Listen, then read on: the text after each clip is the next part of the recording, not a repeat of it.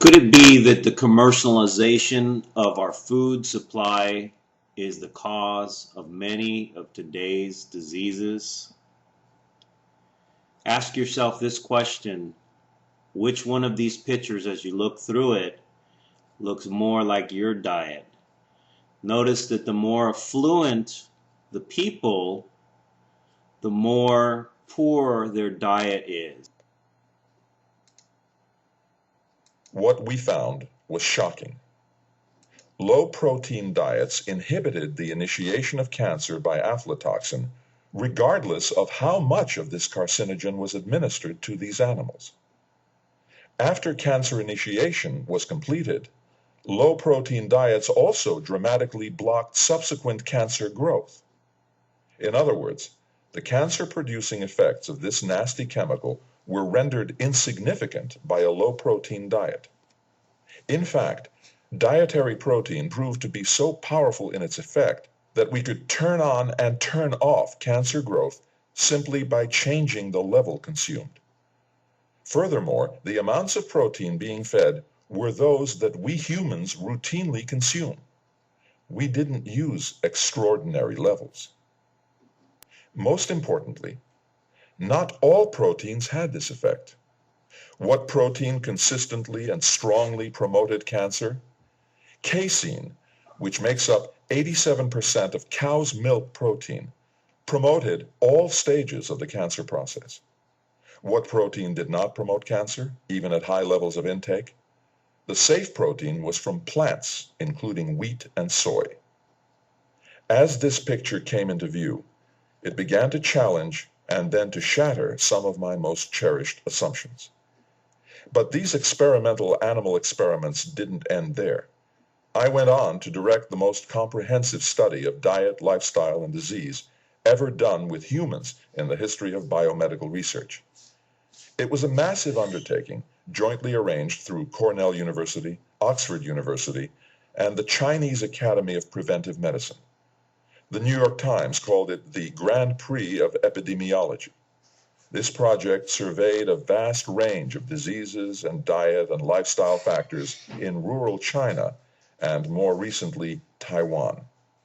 More commonly known as the China Study, this project eventually produced more than 8,000 statistically significant associations between various dietary factors and disease. What made this project especially remarkable is that among the associations that are relevant to diet and disease, so many pointed to the same finding. People who ate the most animal-based foods got the most chronic disease. Even relatively small intakes of animal-based food were associated with adverse effects. People who ate the most plant-based foods were the healthiest and tended to avoid chronic disease. These results could not be ignored. From the initial experimental animal studies on animal protein effects to this massive human study on dietary patterns, the findings proved to be consistent. The health implications of consuming either animal or plant-based nutrients were remarkably different.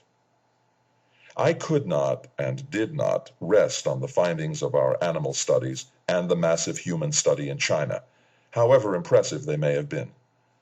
I sought out the findings of other researchers and clinicians. The findings of these individuals have proved to be some of the most exciting findings of the past 50 years. These findings show that heart disease, diabetes, and obesity can be reversed by a healthy diet.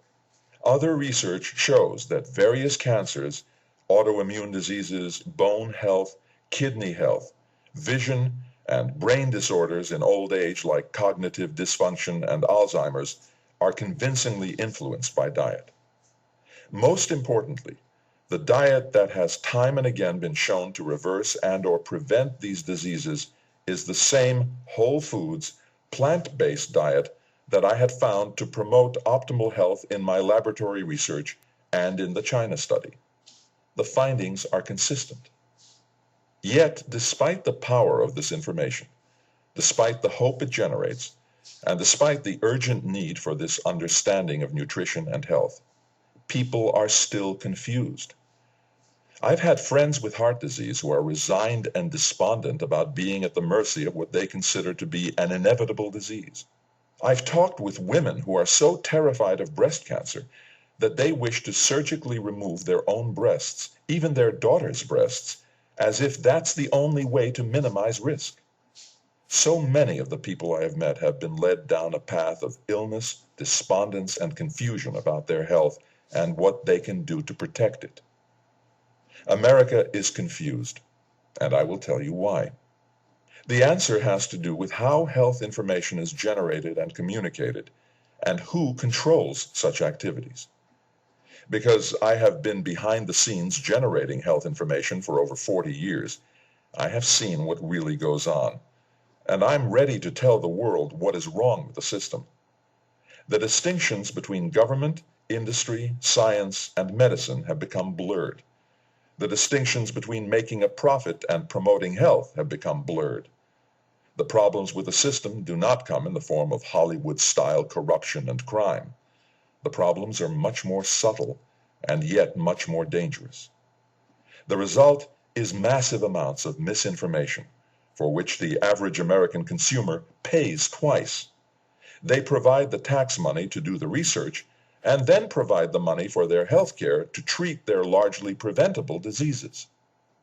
This story, starting from my personal background and culminating in a new understanding of nutrition and health, gleaned from 40 years in biomedical research, is the subject of this book. 6 years ago at Cornell University, I organized and taught a new elective course called Vegetarian Nutrition. It is the first such course on an American university campus and has been far more successful than I could have imagined. The course focuses on the health value of a plant-based diet.